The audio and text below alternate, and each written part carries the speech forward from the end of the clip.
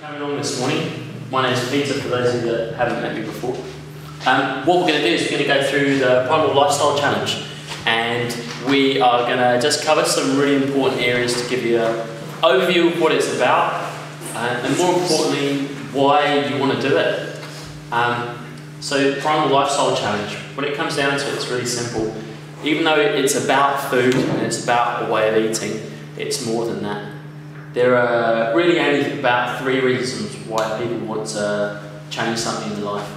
Normally it's because they want to look better in the context of health and fitness.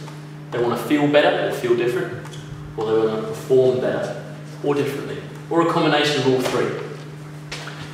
My journey with eating better has been over the last 4 or 5 years. When I first came over to New Zealand, I was a complete and utter wreck.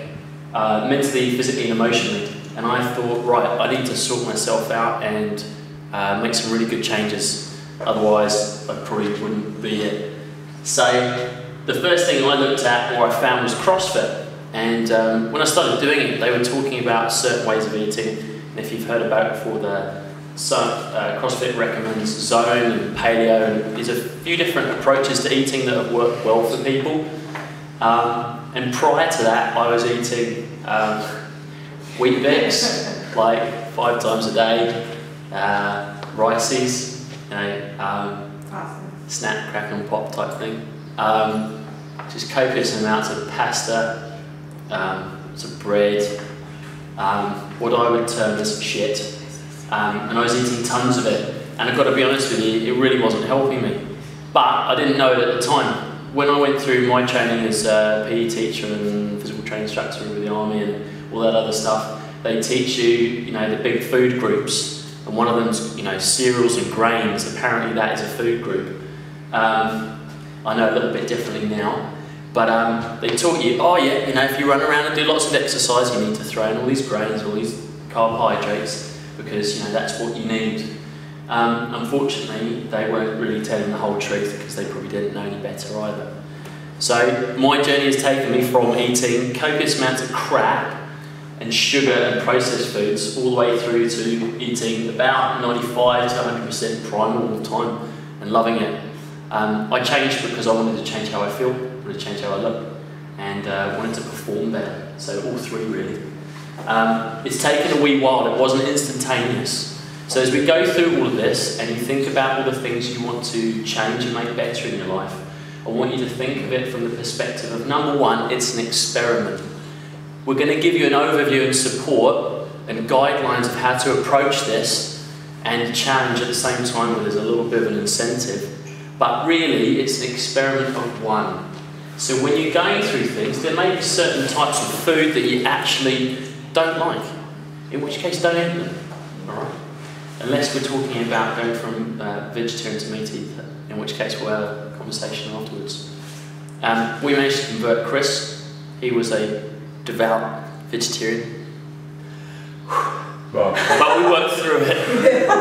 Now, I'm not saying you can't do it as a vegetarian, you can, but it just introduces a few other challenges, and they can be worked through, but life is a little bit simpler when you eat meat, let's put it that way. So, first perspective, which is to think of yourself as an experiment of 1.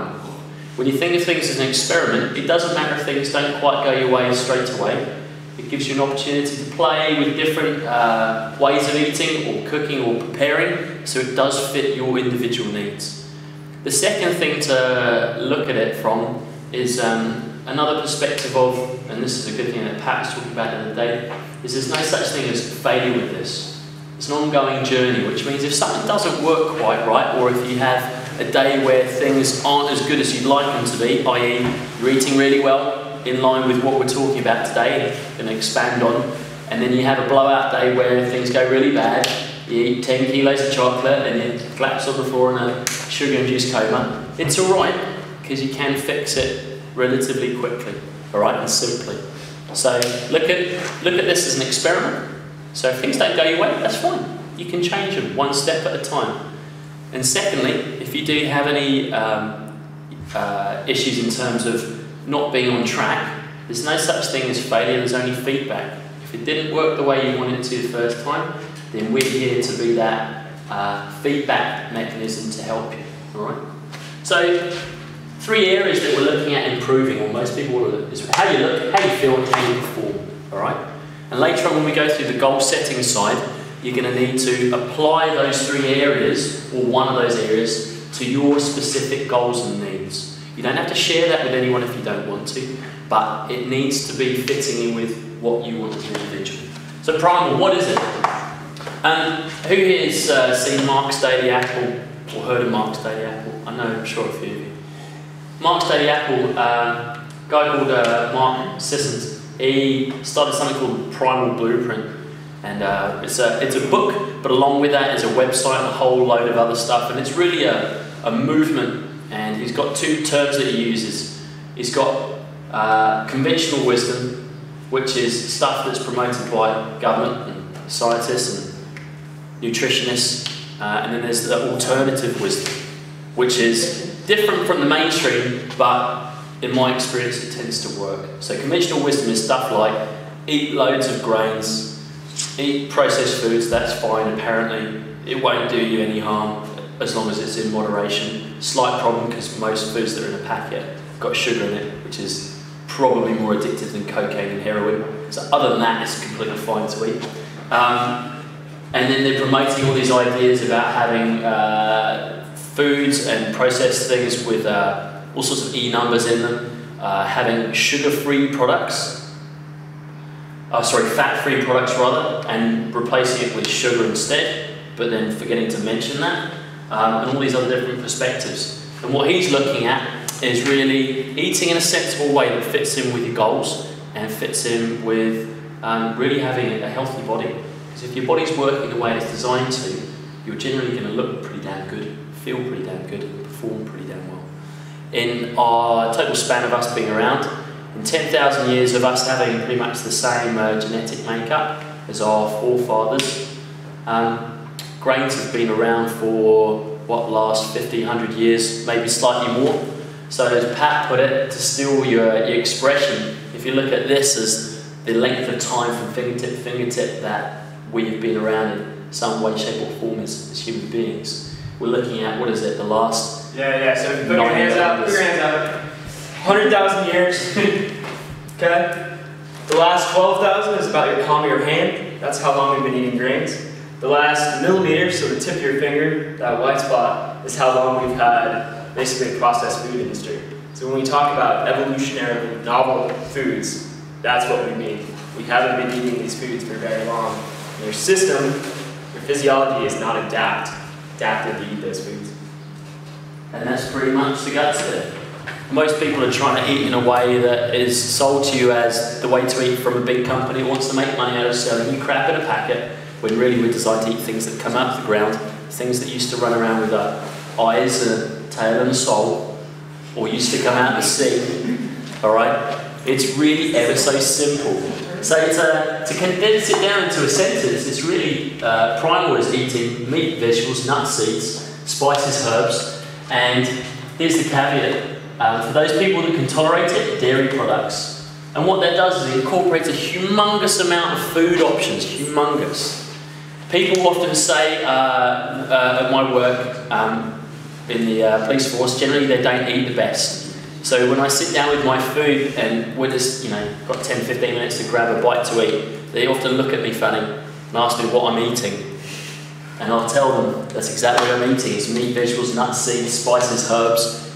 Obviously we can put fruit on there as well, but they have a confused look on their face because they sort of sudden, how do you eat if you only have meat, vegetables, nuts, seeds, spices, herbs and fruit and maybe dairy? And it's just one of those moments of like, wow, if you actually took your pasta away and you were just left with the sauce, would you still want to eat it? Probably because for the sugar, but nonetheless, why do people eat pasta? Why do people eat grains? How do you eat them? You eat them with putting stuff on top to make it palatable.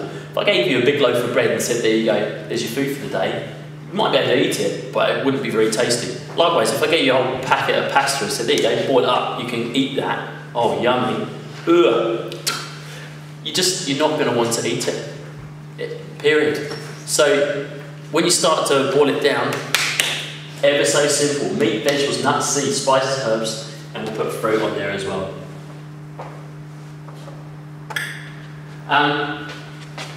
That is about the guts of it. It's so simple. If you went and talked to your grandmothers and they opened up the pantry, they'd probably have these types of foods in there. If you showed them, I don't know, cutting out the product name, but the Maggi special mix with about 50 E numbers to make it taste like something, even though it's just full of man-made chemicals, they probably wouldn't recognise it. They'd probably make their own thing called stock, and that would be from carcass along with herbs, along with vegetables, all sorts of other types of seasoning, but it's real food. That's the heart of it, it's real food. If it comes out of a packet, and it doesn't come out of the ground you used to run around, it's probably no good for you. It's the easiest way to look at it. We covered perspectives, so we're thinking about you being an experiment of one. If you have an off day, or if you have an off moment where things aren't working as you want it to, that's okay, because you can get back on track. The next stage, just to sum up from here, is anybody got any questions about the general overview of what eating primally is? Don't all put your hands up at once. Okay, so everyone feel comfortable with the idea of what eating primally is? Yes, Peter, I do. Stick your hand up now and say yes if you're happy with that. Yes. Okay, now put your hand up and say it like you mean it, if you mean it. If you don't, then we'll come around and ask some questions. Yeah, you happy? Yep. You happy? Happy? Yep. Happy? Yes. Happy? Happy? Yeah. Happy? Happy? Yeah. Yeah, good. Alright, so the next stage. How's this going to work in terms of a challenge? Pat is going to explain that to you. You've got your handouts in front of you, so refer to those as you need. Question. Question. Go on. So what was your stance in terms of this challenge for the people that are involved in it with the little starch theory? Like little starch, no. Okay. Is there such a thing as little starch? What you're going to try and get people to try? Yeah, so that's a really good question. So are you referring to the 100 Words of Elite Fitness by Greg Glassman? Okay, so with CrossFit, for those of you... That's okay. I'll give you a really quick background just whilst Pat's setting up. I was trying to not make it a CrossFit question. No, that's okay. So with the guy that started CrossFit, Greg Glassman, he had this 100 words or less explanation about what elite fitness was, or is. And in the first part he talks about movements and exercise, and the second part he talks about what to eat. And he makes reference to eating little starch. So when we talk about starch, we're talking about starchy vegetables, okay? Things like your sweet potato, yams, carrot, that type of vegetable. And that if you ate copious quantities of it, then it may not be so good for you. We definitely have a stance that if you eat too much food, whatever it is, you will end up taking on more than you're using. Okay, it's really simple. But we're going to cover how to basically eat the right amount. So that's a really good question. Yeah, you do obviously want to be careful, and you can't just take this and then just eat 5 tons of it and then expect, if one of your goals is to reduce body fat, that you can. There's still a little bit of conventional mathematics in it, but yeah, we will cover that. We will cover that. Yeah. So just what Sarah's mentioning there is when we're looking at food and how it's broken down, we'll go through in more detail in a moment, but the way that you're going to have your plate laid out in almost every single meal is it's based around your protein, you're a good source of protein, your good source of fat, we'll cover exactly what that is as well, and then your vegetables and your starchy vegetables, if that's part of it, is the last component on your plate. So really the focus is on the other components first, and then the starchy vegetables last. So space-wise on a plate, it's really simple to work out, because if you've got a big mountain of starchy vegetables, then you probably haven't got the right amount. But you didn't need me to tell you that, right? Does that answer your question all right? Yeah, totally, yeah. Okay, cool. That's all right. We'll cover the fine detail in it. Anyone going to hand over to Pat? Sweet. It's hard to follow Pete because he makes everything so beautifully simple. And this diet is beautifully simple. Meat, vegetables, nuts and seeds, little starch, no sugar. But just because it's simple doesn't mean it's easy, right? If if you guys have been trying to follow this diet, it could be easy for you, but for some of us it's pretty hard, and that's why we've developed all these tools to help you guys out. So why is it hard? You ever had this experience where you're eating the chocolate bar and you're like, damn, this is not good for me. It doesn't even taste that good, but you keep eating it anyway? Like, who's had that experience? Yeah, like multiple times a day for some of us, right? Well, that's because for 100,000 years as an anatomically modern human being, you've evolved in an environment of scarcity, right? There wasn't sugar around you. There wasn't complex carbs to eat. And who are the people that succeeded in that environment? The people that could utilize the resources when they were available and utilize it more rapidly than everybody else. So you guys might not think of it this way, but you, especially if you eat poorly, are eating the primal diet. You're eating according to your instincts of, I'm going to eat as much carbohydrate and sugar as I can because that's what my hindbrain tells me to do. Okay? So what we want you to follow is the Primal Diet 2.0. We're actually using this neocortex, being more mindful about what you eat. Okay, so that's reason number one why it's hard to change.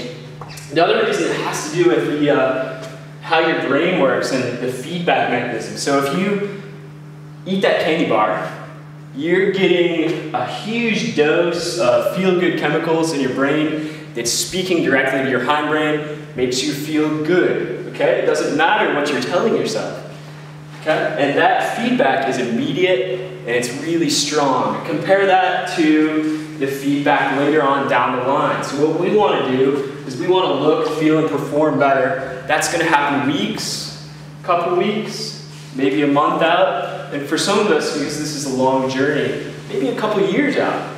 So those really strong instinctual impulses are competing with these more neocortical abstract concepts of looking and feeling better and performing better.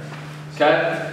The last reason why it's hard is the environment. Okay, and there are two pieces to the environment. There's peer pressure. Not everybody eats like a caveman, right? If you eat this way, just like Pete said, you pull out your salad at lunch, people are going to give you a funny look. They're going to rib you for following the caveman diet. You can be like, 2 months down the line, when you're looking, feeling, and performing better, you'll get the last laugh, okay? But that is hard to deal with because we're social beings, okay? So be ready for that. The other thing is the system, right? The processed food industry in that system. You walk into Pack and Save, there's like the row of evil food, the gauntlet, like there's Tim Tams on one side, Coke on the other. Why do they do that? It's because they're appealing to your addictions and your instincts, right? And why does the processed food system exist? Because it's really easy to take cheap as chips, grain, and especially corn if you're from the States, and make it into a higher value product, okay? You don't see many organic farmers getting rich and rolling in dough, but Coca-Cola makes a ton of money. Don't let those guys prey on your instincts, and don't participate in that system. And that's part of what the primal lifestyle is about. So, what are the tools that we've sort of come up with to help you guys fight these factors and to make it a little bit easier? The first thing is Evernote. So if you flip to in your packet, the information on the self-tracking, Evernote is a software program. I'll let you guys get to it.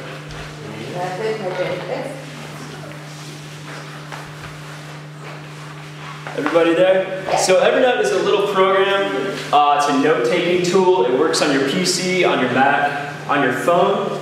And what we want you to do is we want you to get an Evernote account. And it allows you to take a picture note where you just snap a little picture and save it on your phone. It syncs to your PC, Mac, whatever. And what that does is it builds in a little interrupt to that instinctual behavior. So before you eat something bad, you actually have to think, okay, I'm going to take a picture of this. Do I really want to eat it? Do I really want to review this note in a couple days? And do I really want Pat or Sarah, or if you make your pictures public, which I hope you all will, anyone else to see it? So we're building in peer pressure, and it's going to speak directly to the hindbrain. So this is a really powerful tool to help you be a little more mindful about what you eat. Okay? The second piece, like Pete was saying, don't think of this as a diet. You can think of it as lifestyle, but that's pretty intimidating, right? So think about it as a 6-week experiment or a 6-week game, right? And if you're doing an experiment, you need to track your results, okay? In a lab notebook, something like that. Or if you're playing a game, we need to keep score somehow. So the second piece is the daily scorecard. Once a day, you're gonna get online, you're gonna fill out a little form, you can see it there. It takes about a minute, 30 seconds. Okay, and that's just gonna hold you accountable. I want you to do it for the previous day. So think back to what you ate the previous day and fill out the form. Okay, that just helps us be all accountable, helps us play the game, keep score, and run a good experiment. The third tool, if you go up to silver level, is you actually have, Sarah's going to use your pictures and a little bit of your data to do some online personalized coaching, and you also, more importantly, get shopping lists, get a meal plan, because this environment piece is crucial, right? You go into the supermarket and there are like millions and millions of choices. And you got Tim Tam saying eat me on this side, you got Coke on this side. If you have a shopping list, that's going to make it much easier. All of a sudden you don't have a choice, the thinking comes out of it, you just grab what's on the list and get out. Okay? That's the critical piece. And if you're having a hard time, you think this is going to be really hard for you, then that's where, or you have some sort of nutritional issue, that's where you want to think about the gold level, like personalized coaching from Sarah. We can troubleshoot any problems you're having and really tailor it to you. Okay, so that's what the levels are. One more piece of this, on your daily scorecard, there's 3 habits, and you're going to put yes or no. Did you complete that habit? And the habits are, they could be related to health and fitness, but they don't have to be. I built those in so that we can think about the Primal lifestyle more generally. Being healthy is about more than just going to CrossFit 3 times a week, and it's more than just eating right. It's thinking good thoughts, being connected, the whole piece. So we're going to do a goal setting exercise in a little bit, I don't know if right now, to help you choose those 3 habits. Good. Sweet.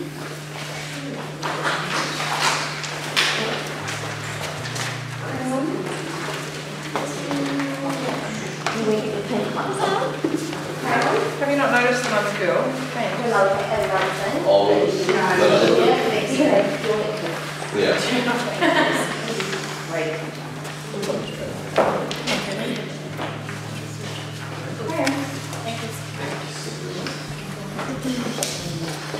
Thanks, sir. All right, everybody get up. Up. Okay, huggers real quick. Just stretch. Wood choppers. Okay. Side to side. Few air squats. Just to warm up. Heels down. Heels down.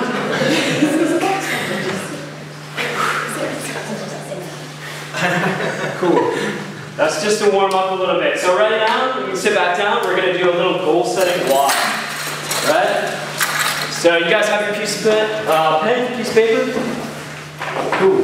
You've got 30 seconds from when I say 3, 2, 1, go. You write down the 3 most important things in your life.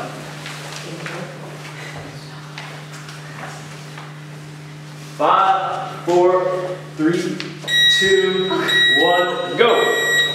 Oops. started. You already got it? No, I just already started. That's fine. Right.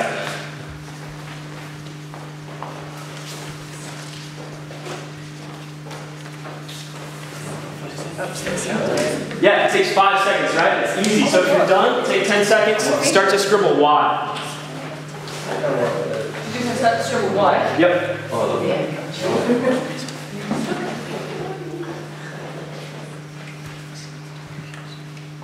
Awesome, guys. Everybody got their top 3 things? Raise your hand if you do. You completed it. Come on, Craig. Alright, sweet. What was it? I mean, it's pretty simple. It boils down to your health, your family, or your relationships, and your work. How many have kind of along those lines? There's no work. Anya's got her priorities straight, right? My cat's made the list before my work. That might be a bad sign. So that's really Primal. It's all about how you get your food, you know, how you go to work, your relationships, your tribe, and then your health and fitness. Yeah. So I'm going to give you 60 seconds, and without overthinking it too much, I want you to write down one thing you could do, and it has to be an action, to improve each of those areas in your life. Okay? 60 seconds, starting now. Oh, starting in 10 seconds. Oh. Damn. I can't improve the process that you do. I can't improve the process that What was that? you do. Right. All right, go guys, go. He tries to go to work with Craig. You'll play with them. I do play with them. Okay, mate, that's Gonna have to quit my job to play with my Quit my job. Is that kids. What? He is. That's sweet. It's true. I just thought it would be obvious. That Is it not obvious? That is, You win. yeah, you're number one. Sleeps with them. I know, that's the matter, right?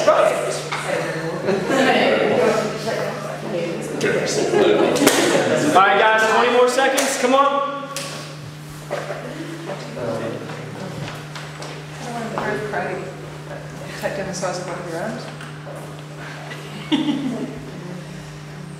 10 more seconds.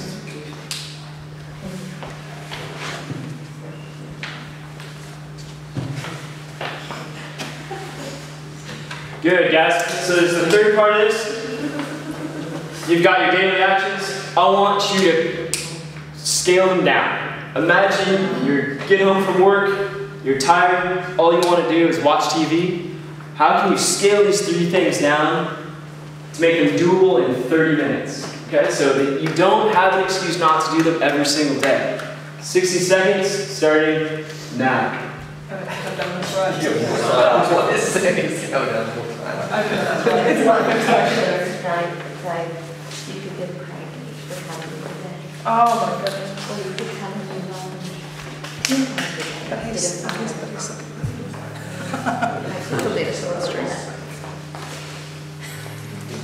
It's too difficult.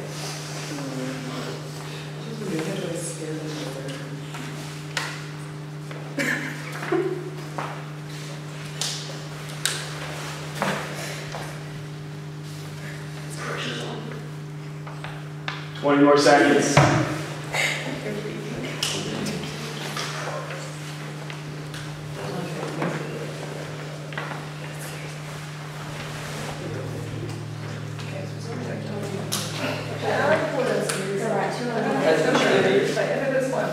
You guys got it?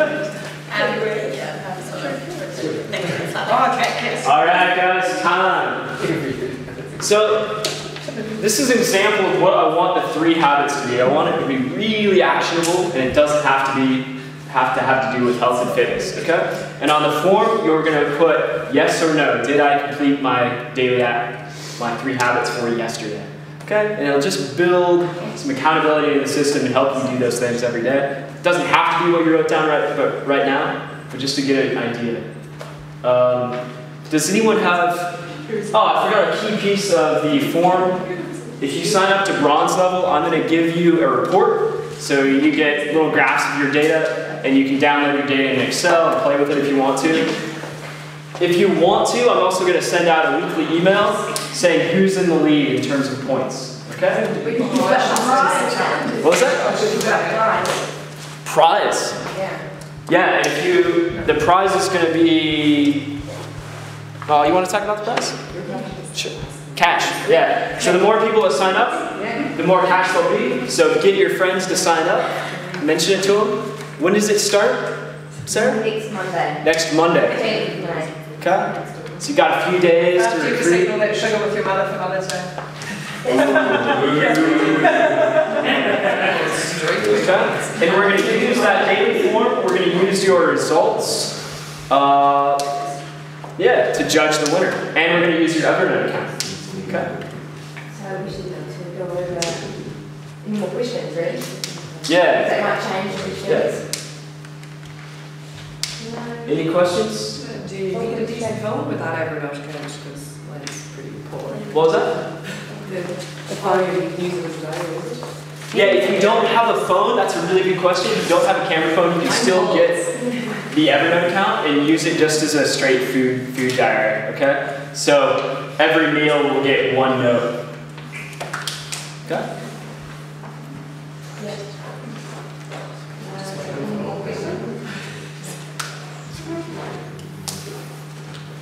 Is there anyone who's unsure about anything?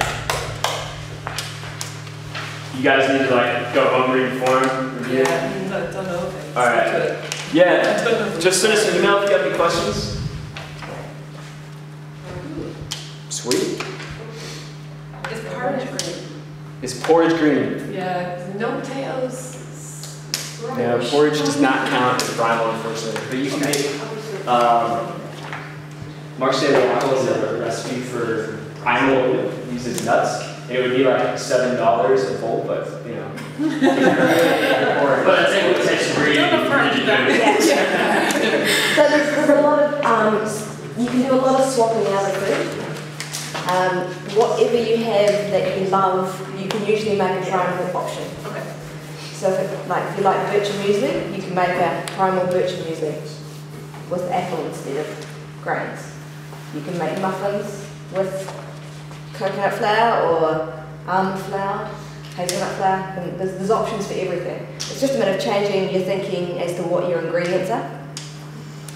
Another example would be cauliflower, ground cauliflower for rice. Yeah. And surprisingly, if you Sounds terrible. sounds It's awful, pretty good. but it tastes like rice. It doesn't. No, but it just absorbs the thing. It acts as an absorbing food. Yeah, exactly. So it does exactly the same thing. It's just a matter of switching your thinking. Hello. You would be really surprised how much you don't miss things that you think right now that you love so bad. Like, I pretty much my entire adult life has been pasta for the last kind of maybe 2 years. I don't eat pasta anymore. If somebody put pasta in front of me now, I could probably eat 2 or 3 spoons of the stuff and then I'd be done. And it'd be a treat, but it would be something that I thought was a treat before, but it doesn't really feel so much like that anymore. It's just one of those things that you have to give it a little bit of time, because it's like Pat said, all this stuff that's in your hindbrain is saying, I can't live without potatoes. Give that for 3 months and you'll be like, oh my god, potatoes. Seriously, I never ever thought that would be the way that I could live my life, and I've been the most surprised ever. It's the things that I can eat. It's all the sauces in it. It's Yeah. You make the tomatoes. I think what you have to think about is, like what you said, this is not something that's going to happen overnight for you. Peter and I started doing primal / paleo because of Peter. It was easier for me to do it because he was doing it, but I still wanted my bread. So I had a couple of pieces of bread a week, and that was 2 years ago. And now it's just gradually disappeared. I don't have any urges to eat it, and I don't even buy it anymore. But for a year or even 18 months, it just sat in the freezer just in case I wanted it. Yes, we had brothers like literally about a year old, sat there and it's like frozen away, like, no, I'm not going to eat it. You want it? Yeah. Just sits there. Just sits there. Yeah. But and this could sound a little bit corny, but when you're eating, like reasonably well, and then occasionally you have, like blurb days, and then you eat, a huge amount of chocolate or whatever I used to do. Those blurby days, for the first 10 seconds, like Pat said, it's just golden, just like, wow. But interestingly enough, I've found by eating this way, and because I do shift work as well, and it's all over the place, it's going to sound weird, but I've actually found that I feel so damn good that on a regular basis, when you're eating good foods, like the ones we put up on the board, you actually find that most of the time, those meals taste just as good, if not better, than the sugary crap or whatever that you had before as your treat. And it takes a while to get used to the fact that your taste buds come back, and you can really taste the goodness in the food and the herbs and the spices and the flavourings, and it just gives you a completely new appreciation for food. Things like the muffins, all those different recipes that Sarah's come up with and found from different places, you eat them, and it may be that it's made from coconut flour, for example, but I remember I got home at like 5 in the morning after a shift, and I was really starving, and I was searching through the cupboards and just put my hand in a box, and I was like, oh, what's that? Muffin. Started eating it, and I was like, oh shit, this has got flour in it, it tastes really good. And I was like, well, obviously finished it because, you know, halfway through. And then my guilt was completely relieved in the morning when I said, Sarah, what the hell's in the muffin? She goes, no, it's all right. It's just coconut flour. I was like, oh, phew. But it tasted so good that I couldn't actually tell the difference. And that's the thing. You can't tell the difference between your muffin and this place. Yeah. So what I'm trying to say is, once you just, you know, like along with using the Evernote and having the whole principle of either looking at this as like a game or looking at it as an experiment, once you start substituting in the foods that actually genuinely taste really good, it makes it so much easier because you really want to eat nice food. But it also makes it easier, and tying what you said about the starches and eating too much or too little, you do get way more in tune with how much you need to eat. And I know for some people that's a bit of a cop-out because it's like, oh, well, you know, I want to know exactly how many grams of this and that. But the reality is, as you start eating better, I mean, look, how many people do you know are addicted to broccoli and cauliflower, and they're like, oh, I've just got to eat loads every single night? No one. You can't overeat certain things. If I gave you a lump of meat, you're just not going to sit down and eat 5 kilos of it. This might be the perfect time to talk about fat. And that's why when I know, yeah, everyone likes fat. So I know at the beginning I briefly mentioned about when Andrew was saying, hey, so what about starchy vegetables? How much and how does that fit? When you start putting your food together, your meals together as protein source first and then good fats secondly, you'll find that because the protein makes you feel full up, as well as the fats make you feel full up and give you an energy source, you don't feel the need to eat a huge amount of food thereafter.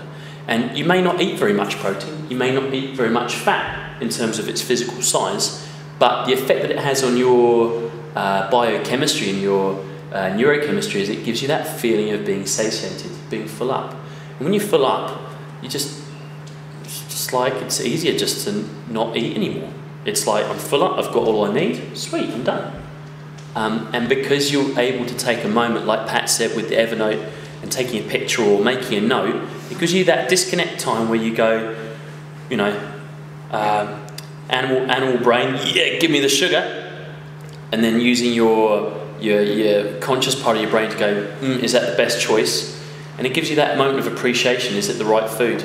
And then as you think about it and you choose the source of food, the protein, the fat first, and then the vegetables as your carbohydrate, as your preferred way of eating, it becomes way easier.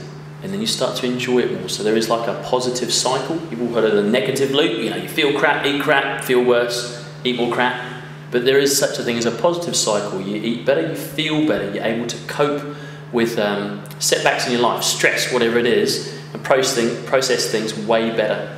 I can only speak for myself, but doing shift work and being a policeman and seeing all sorts of different weird and wonderful and horrible things, it's quite emotional toll at times, but eating really well has helped me hugely in being able to cope with different stresses.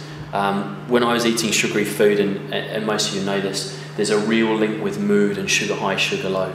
As we're able to stabilise your blood sugars by eating less of it and being able to, you know, process the protein and the fat as you're designed to, as Mother Nature or God, whoever you believe in, has designed you to, things get way easier because you've got that steady blood sugar. Steady blood sugar equals steady brain. Steady brain equals better decision-making process, or at least that's how I've found it.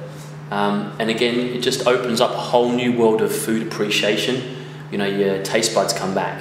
Trust me, when they come back, and you know, whether you're drinking a coffee or whether you're just having a really nice cut of meat or just really nice vegetables, whatever it is, it's a real pleasurable experience on a different level to eating a shit ton of chocolate and feeling crap afterwards.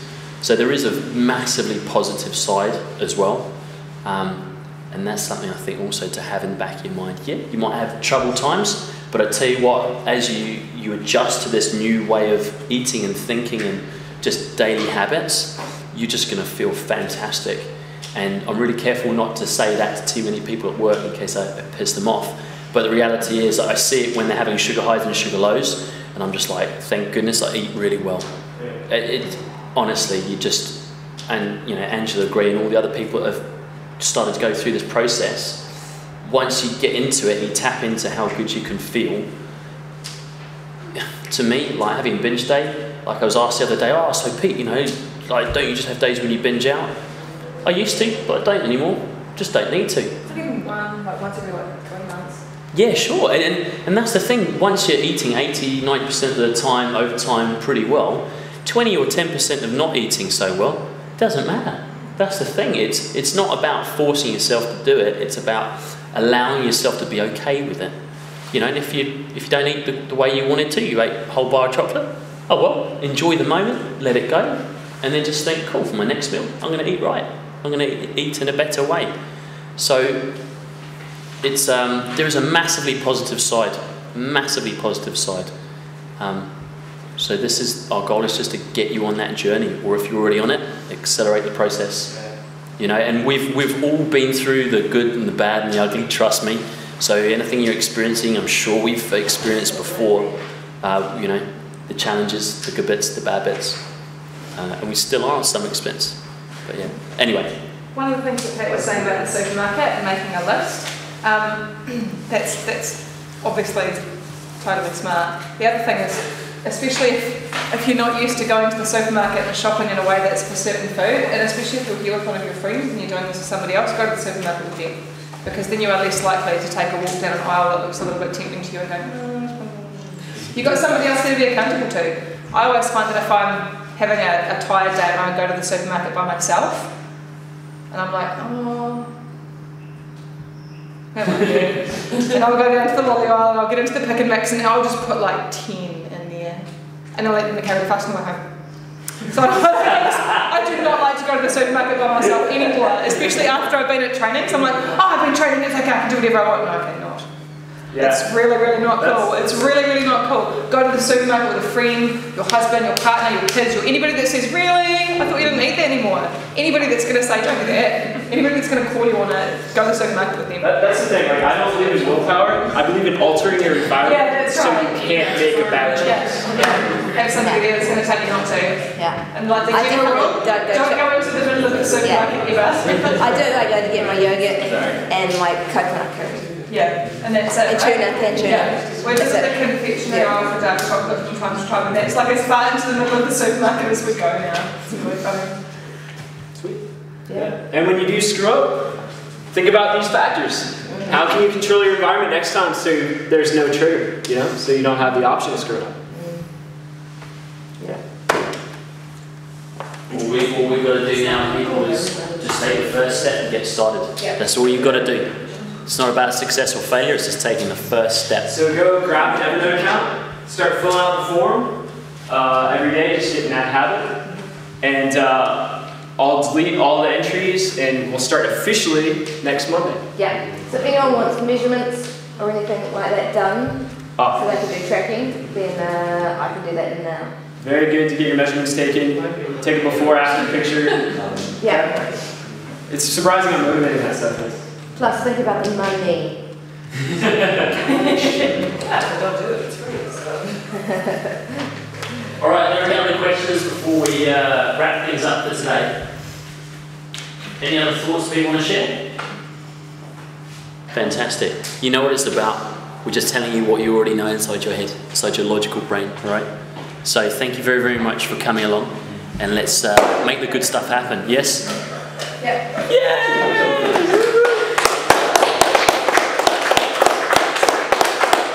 Right, let's get to it.